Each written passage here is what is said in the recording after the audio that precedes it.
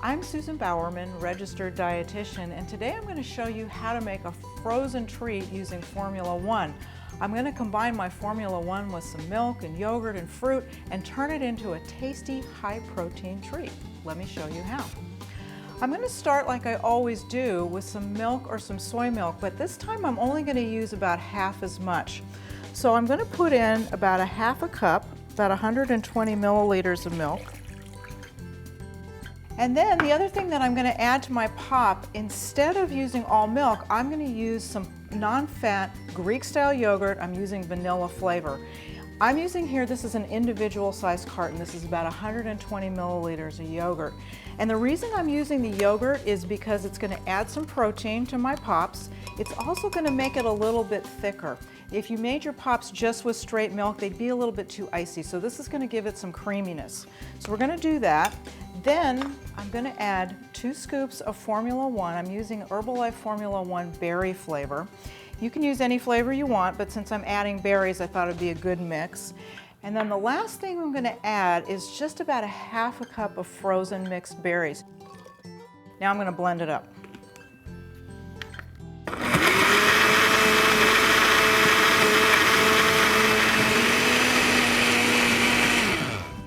Okay, so we're all blended up, and one of the things I want you to notice is how thick this is. It's a lot thicker than your usual shake because I used half milk and half yogurt. It's going to make a great pop. So now what I'm going to do is I'm going to pour these into 4 icy pop molds.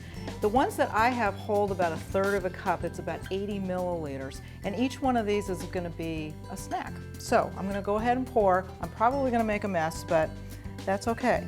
That's part of the fun of cooking. So very carefully pouring these into my molds. It's so pretty from the wild berry Formula 1 and then the extra berries that I added. And I should have just enough, hopefully, to fill up my popsicle molds or my lolly molds. Oh, that's perfect. Okay, that's great.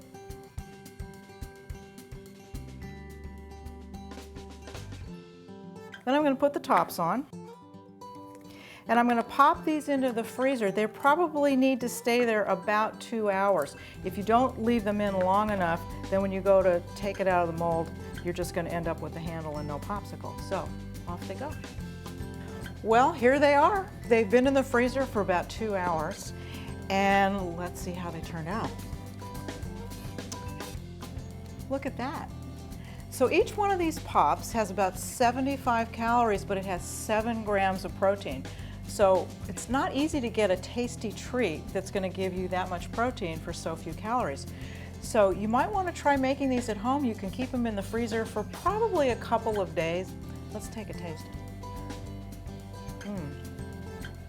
It's delicious.